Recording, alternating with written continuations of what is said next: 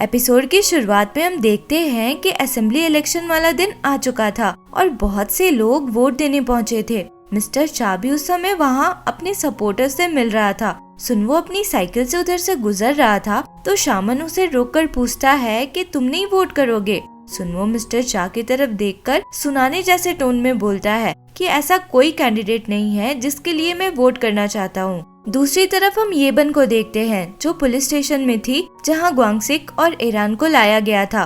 वो और जोंगमुक आपस में बात कर रहे थे कि इन दोनों ने कोई बड़ा क्राइम नहीं किया है, पर ये मून इतना हर्टलेस है कि इन्हें ऐसे ही जाने नहीं देगा। मून को दोनों की बात सुनाई पड़ रही थी, वो दोनों को वहाँ से भगा देता है। इधर ग्वांगसिक और ईरान दोनों ब्लेम अपने ऊपर लेकर एक दूसरे को बचाने की कोशिश कर रहे थे। मून उनसे कहता है कि तुम लोगों पे मैं क्रिमिनल चार्जेस तो नहीं लगाऊंगा, बट तुम लोगों ने पुलिस बिजनेस डिसरप्ट किया है तो तुम लोगों को फाइन देना होगा। मून फिर दोनों को वार्निंग भी देता है कि आगे से ऐसा कुछ ना हो। येबन पुलिस स्टेशन से निकली ही थी तो उसे जीसुक का मैसेज आता है जो उससे ईरान के बारे में पूछती है। येबन उसे अपने ऑफिस में बुलाकर बताती है कि ईरान बिल्कुल ठीक है और पूरी बात बताती है कि ईरान ने ग्वांगसिक के साथ मिलकर अपने मरने का नाटक किया ताकि वो अपने कर्जे से बच सके। ईरान सेफ है ये जानकर जीसुक खुश होती है तो येबन कहती है कि तुम एक अच्छी फ्रेंड हो और ये भी बताती है कि ईरान ग्वांगसिक के साथ अभी भी पुलिस स्टेशन में है।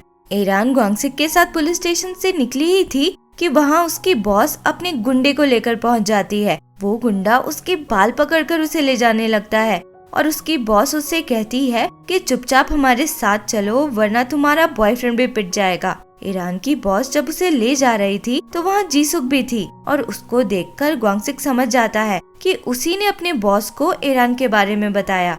वो जाकर येबन पे चिल्लाता है कि तुमने जीसुक को ईरान के बारे में क्यों बताया। वो अपने बॉस के साइड है और अब वो लोग फिर से ईरान को कॉफी शॉप पे ले गए हैं। येबन ये सुनकर बहुत हैरान होती है क्योंकि अब तक तो उसे यही लग रहा था कि जीसुक ईरान की अच्छी फ्रेंड है और उसकी चिंता करती है। येबन फिर कॉफी शॉप जाकर जीसुक से मिलती है और कहती है कि मैंने तुम पे भरोसा करके तुम्हें ईरान के बारे में बताया, तो फिर तुमने ऐसा क्यों किया? तुमने अपने बॉस को क्यों बताया? जीसुक बताती है कि उसकी और ईरान की अपने बॉस के साथ ऐसी डील है कि अगर उन दोनों में से कोई भी यहाँ से भागता है तो दूसरे को दोनों का ही कर्जा चुकाना होगा। जीसुक कहती है कि ईरान को पता था कि अगर वो भाग गई तो उसके कर्जे भी मुझे चुकाने होंगे, पर फिर भी उसने सिर्फ अपने बारे में सोचा। येबन कहती है कि वो उसके और ईरान के कर्जे चुकाने में हेल्प करेगी तो जीसुक कहती है कि कुछ कर्जे पैसों से नहीं चुका सकते और वहाँ से चली जाती है। दूसरी तरफ हम जोंगमुक को देखते हैं। उसे ह्यूनोक मैसेज करके मिलने बुलाती है तो वो मना कर देता है और कहता है कि तुम्हें शायद कुछ मिसअंडरस्टैंडिंग हुई है। मैंने तुम्हें उस दिन बचाया क्योंकि वो मेरी ड्यूटी थी, उसके अलावा और कोई रीजन नहीं है। तभी वहाँ ह्यूनोक का एक्स हस्बैंड जोंगमुक से मिलने आता है। जोंगमुक उसे एक जोर का पंच मारता है और कहता है कि अगर तुमने दोबारा कभी ह्यूनोक को टच भी किया तो मैं तुम्हें मार डालूंगा। ह्यूनोक का एक्स हस्बैंड गुस्से में बोलता है कि तुम खुद को समझते क्या हो, तुम उसके हो कौन? तो जोंगमुक कहता है कि मैं वो हूँ जो उसे तुमसे हजारों गुना ज्यादा प्यार करता था। जोंगमुक फिर डराकर उसे भगा देता है। फिर वो पलटता है तो पीछे ह्यूनोक थी जिसने सब कुछ सुन लिया था। वो कहती है क्या अब भी तुम उसे मिसअंडरस्टैंडिंग कहोगे? दोनों फिर साथ में बैठकर बातें करते हैं। जोंगमुक भी ह्यूनोक से प्यार से बात कर रहा था। ह्यूनोक कहती है कि हमने बहुत टाइम वेस्ट कर दिया और अब तो हम दोनों बूढ़े हो गए हैं। तो जोंगमुक कहता है कि मैं बूढ़ा हुआ हूँ, तुम तो वैसी की वैसी हो। उस समय हम डॉक्टर बॉन्ग को देखते हैं जो दूर से दोनों को देख रहे थे। अगले सीन में हम सुनवो को देखते हैं। वो एक रेस्टोरेंट जाता है तो वहाँ एक लड़की को देखता है जो टेबल पे ही सोई हुई थी। वो बैठकर ऑर्डर देता है, तभी वो लड़की अचानक से उठती है और उसका सर सुनवो के सर से टकराता है और सुनवो देखता है कि ये तो येबन है। येबन एक्चुअली वहाँ अकेली ड्रिंक कर रही थी। वो कहती है कि वो थोड़ी अपसेट थी इसलिए यहाँ आ गई। दोनों साथ में ड्रिंक करते हुए बातें करते हैं और उस दौरान सुनवो येबन से कहता है कि उसे लोगों पे तुरंत भरोसा नहीं करना चाहिए। येबन कहती है कि उसे शक करने से ज्यादा इजी भरोसा करना लगता है और ये प्रूव करने के लिए कि उसे सुनवो पे भी बहुत भरोसा है, वो तो उसे अपना सीक्रेट भी बताने वाली थी, पर सुनवो उसको रोक देता है और कहता है कि मुझे मत बताओ, क्या पता मैं कब बदल जाऊं।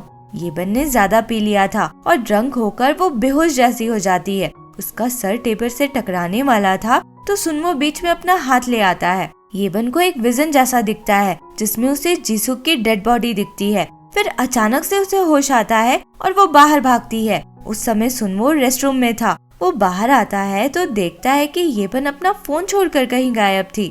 येबन वहाँ से सीधे कॉफी शॉप गई थी जहाँ जीसुक किसी डिलीवरी के लिए निकलने वाली थी। येबन उसकी स्कूटी में बैठ जाती है और कहती है कि मुझे कुछ बात करनी है, पर पहले तुम डिलीवरी कर लो। डिलीवरी के लिए जीसुक एक सुनसान से जगह में जाती है और डिलीवरी के बाद येबन को थोड़ी दूर इशारा करके कहती है कि तुम वहाँ पे जाओ, मैं आती हूँ। येबन आगे बढ़ी ही थी कि जीसुक उसे वहीं छोड़कर अपनी स्कूटी लेकर निकल जाती है। येबन चिल्लाती रह जाती है, फिर पैदल ही उस तरफ जाने लगती है। थोड़ी दूर चलने पे उसे जीसुक की स्कूटी गिरी हुई मिलती है। वो हर तरफ जीसुक को ढूंढने लगती है। वहाँ पे फायरफ्लाइज उड़ रहे थे तो येबन एक फायरफ्लाई को पकड़कर उसके मेमोरी में देखती है कि कोई जीसुक का पीछा कर रहा था। वो उसी तरफ जाती है तो देखती है कि रेन पोंचो वाला किलर जीसुक को मारने वाला था। वो जाकर उसे रोकती है और हेलमेट से उसके सर पे मारती है। फिर उसके ही चाकू से वो जीसुक के हाथ के रस्सी काटती है और इस चक्कर में उसका हाथ भी कट जाता है। येबन जीसुक को अपने साथ लेकर वहाँ से भागती है और एक जगह देखकर दोनों वहाँ छुप जाते हैं। येबन जीसुक से पूछती है कि उसने अपने अटैकर का चेहरा देखा था क्या, तो वो मना करती है। येबन उसके बम को टच करके देखती भी है पर उसे कुछ खास दिखता नहीं है। वो पुलिस को कॉल करने का सोचती है तो उसे रियलाइज होता है कि उसके पास फोन नहीं है। जीसुक का एंकल टूट गया था तो वो चल नहीं सकती थी। येबन उसको वहीं अच्छे से छुपाकर कहती है कि वो तुम्हें यहाँ ढूंढ नहीं पाएगा और खुद मदद लेने निकल जाती है। येबन दौड़ती हुई रोड तक जाती है। दूसरी तरफ से एक बस आ रही थी तो वो बस रोकने के लिए सामने खड़ी हो जाती है। बस में शामन भी था जो उतरकर उससे पूछता है कि क्या हुआ। उस समय उसे याद आता है कि किलर इसी शहर का रहने वाला है। अब उसे हर किसी पे शक होने लगता है और वो बिना कुछ बोले बस में बैठ जाती है। दूसरी तरफ हम चा को देखते हैं जो इलेक्शन जीत चुका था और खुशियां मना रहा था। येबन उस समय दौड़ती हुई उधर ही आती है पर उसे किसी पे भरोसा नहीं था। वो डिटेक्टिव मून को ढूंढ रही थी। रास्ते में उसे सुनवो भी मिलता है पर वो दौड़ती हुई सीधा पुलिस स्टेशन पहुंचती है जहां उसे मून दिखता है। वो मून को अपने साथ चलने को बोलती है और बताती है कि जीसुक खतरे में है। पर दोनों जब वहाँ पहुँचते हैं तो देखते हैं कि किलर ने जीसुक को मार दिया था। मून और येबन को ग्वांगसिक पे शक होता है और दोनों उसके घर पहुँचते हैं जहाँ वो बेहोश पड़ा था। येबन ग्वांगसिक के बम को छूकर मून को बताती है कि ये किलर नहीं है, ये तो दोपहर से ही ड्रंक है। येबन मून को बताती है कि जब वो जीसुक के पास पहुंची थी तो उसने केबल से उसके हाथ बांध के रखे थे। मून येबन से पूछता है कि किलर को ये पता कैसे था कि तुम दोनों वहाँ हो। येबन कहती है कि उसे भी नहीं पता और उसने तो जीसुक को ऐसी जगह छुपाया था जो इजीली कोई ढूंढ भी नहीं सकता था। उसने किसी को भी उस जगह के बारे में बताया भी नहीं था। फिर पता नहीं किलर को कैसे पता चला। मून येबन से कहता है कि क्या पता किलर के पास भी उसके और ग्वांगसिक के जैसे पावर्स हो। इस पे येबन बताती है कि ग्वांगसिक ने जब उसे टच किया था तो उसने देखा था कि मीटियर शावर वाले रात उन दोनों के अलावा भी वहाँ पे कोई था, पर वो ये नहीं देख पाया था कि कौन है, उसे बस उसकी परछाई दिखी थी। मून कहता है कि इसका मतलब किलर ने तुम्हारी मेमोरीज देखी, तभी उसे पता चला कि जीसुक कहाँ छुपी है। येबन को याद आता है कि जीसुक को छुपाने और मून से मिलने के बीच में वो कई लोगों से मिली थी। मून कहता है कि किलर को तुम्हारे पावर्स के बारे में भी पता होगा, ये भी पता होगा कि तुम उसे टच करके उसके क्राइम्स भी देख सकती हो। मून को अब रियलाइज होता है कि किलर ने अपने हर मर्डर के टाइम पे अपनी आंखें बंद रखी होंगी ताकि येबन उसके मेमोरीज में मर्डर ना देख पाए, और शायद इसलिए हर विक्टिम के बॉडी में रैंडम कट मार्क्स थे। वो आंखें बंद करके जो अटैक करता था। दोनों फिर पुलिस स्टेशन जाते हैं जहां येबन उन सारे लोगों के नाम बताती है जिनसे वो मिली थी।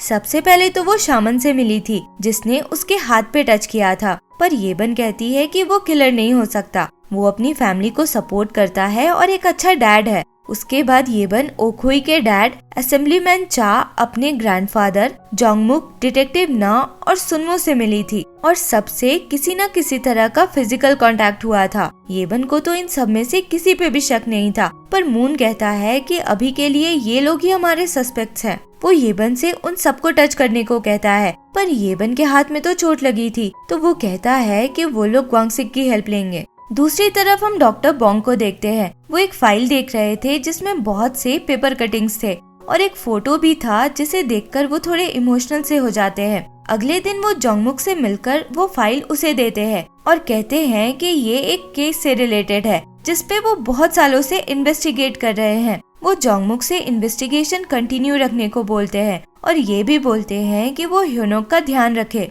डॉक्टर बॉन्ग के जाने के बाद जोंगमुक वही फाइल देख रहा था तो उसमें उसे एक पुराने असेंबलीमैन की फोटो दिखती है जिसमें चा भी था। तभी असेंबलीमैन चा वहाँ पहुँचता है और जीसुक के मर्डर के बारे में पूछता है। जोंगमुक बताता है कि अभी तक तो यही लग रहा है कि ये एक सीरियल किलर का काम है। तो चा कहता है कि अभी कोई प्रूफ तो नहीं है तो किलर को सीरियल किलर का नाम ना दे वरना झूठ का ये शहर बदनाम होगा। दूसरी तरफ हम कॉफी शॉप का सीन देखते हैं। ईरान की बॉस उससे कहती है कि जीसुक मर चुकी है तो उसका कर्ज भी तुम्हें ही चुकाना होगा। ईरान परेशान सी कॉफी हाउस से बाहर निकलती है तो वहाँ मून उसका वेट कर रहा था। अगले सीन में हम देखते हैं कि मून ईरान की बॉस के पास जाकर एक डॉक्यूमेंट देता है साइन करने को और कहता है कि वो ईरान का सारा कर्ज चुकाने आया है। वो पैसे लेने से मना करती है तो मून कहता है कि मुझे पता है यहाँ पैसों से नहीं बल्कि काम करके कर्ज चुकाना होता है। फिर वो खुद वहाँ काम करने लगता है पर वो ऑर्डर्स कम ले रहा था, कस्टमर्स को डरा के भगा ज्यादा रहा था। आखिर ईरान की बॉस डॉक्यूमेंट में साइन कर देती है। मून उससे कहता है कि अगर दोबारा तुमने ईरान को परेशान किया तो मैं तुम पे क्रिमिनल चार्जेस लगाऊंगा। ईरान कॉफी हाउस से निकलती है तो बाहर ग्वांगसिक उसका वेट कर रहा था। नेक्स्ट सीन में हम देखते हैं कि सुनवो येबन के घर आकर उसका फोन लौटाता है और फिर साथ में कॉफी के लिए जाने को पूछता है। येबन तो खुशी खुशी जाने वाली थी पर तभी उसे मून का मैसेज आता है कि याद रखना तुम अगली टारगेट हो। मून अपने छत से उसे ही देख रहा था और इशारे से कहता है कि अगर जाओगी तो तुम्हारा ही मर्डर होगा। येबन फिर सुनवो को बहाना बनाकर मना कर देती है। अगले दिन ग्वांगसिक उनकी हेल्प करने के लिए आता है। मून पहले तो उसके हाथों की अच्छे से मसाज करता है क्योंकि हाथों की केयर करने से मेमोरीज ज्यादा क्लियरली दिखते थे। फिर वो लोग ग्वांगसिक को बताते हैं कि उसके और येबन के अलावा जिस इंसान के पास पावर है वही सीरियल किलर है। मून ग्वांगसिक से कहता है कि पहले तो वो फिर से येबन को टच करके देखे कि मीटियर शावर वाले दिन जो आदमी था उसके बारे कुछ और डिटेल्स पता चल पा रहा है या नहीं। ग्वांगसिक फिर से येबन के पैर को टच करके उसकी मेमोरीज देखता है। फिर दोनों को अपने फार्म ले जाता है जहाँ मीटियर शावर वाले रात वो लोग थे। ग्वांगसिक पिलर के पास उस आदमी की परछाई याद करके बताता है कि वो एवरेज हाइट का था, उससे लंबा बट मून से छोटा और उसकी फिजिक भी नॉर्मल थी। नेक्स्ट सीन में हम देखते हैं कि मून येबन को उसके घर पे ड्रॉप करके चला जाता है। तभी सुनवो वहाँ पहुँचता है और बताता है कि उसने अपने वर्कशॉप को डेकोरेट किया है। येबन जाकर देखना चाहती थी तो सुनवो कहता है कि उसका शिफ्ट ओवर होने के बाद वो लोग चलेंगे। फिर हम मून और ग्वांगसिक को देखते हैं। वो लोग उसी कन्वीनियंस स्टोर के बाहर बैठे थे जहाँ सुनवो काम करता था। सुनवो बाहर निकलता है तो अचानक से मून को रियलाइज होता है कि सुनवो की हाइट और उसका फिजिक मीटियर शावर वाले आदमी से मैच होता था। सुनवो के जाने के बाद वो अंदर जाकर काम कर रहे आदमी से पूछता है कि इलेक्शन वाले दिन सुनवो यही था क्या? तो वो आदमी बताता है कि उस दिन उसने पूरा दिन छुट्टी लिया था। घर वापस आकर मून देखता है कि येबन के रूम के लाइट्स ऑफ थे तो वो उसे कॉल करके पूछता है कि वो कहाँ है। येबन कहती है कि वो अपने रूम में है और सोने जा रही है। मून उससे लाइट्स ऑन करने को बोलता है तो वो कहती है कि लाइट्स तो खराब हो गए हैं। फिर बैड कनेक्शन का बहाना बनाकर फोन कट कर देती है। मून शामन के यहाँ जाता है जहाँ सुनवो रेंट पे रहता था। उसके बारे में पूछने पे शामन बताता है कि वो तो अपने वर्कशॉप गया है। एक्चुअली येबन भी सुनवो के साथ उसके वर्कशॉप पे ही गई थी। वहाँ सुनवो वही किलर वाला चाकू उठाकर उसकी तरफ बढ़ता है और इसी के साथ ये एपिसोड यहाँ खत्म होता है। आगे क्या हुआ इसके लिए मिलते हैं अगले वीडियो में। अगर एक्सप्लेनेशन पसंद आया हो तो लाइक शेयर एंड सब्सक्राइब करें। Thank you for watching.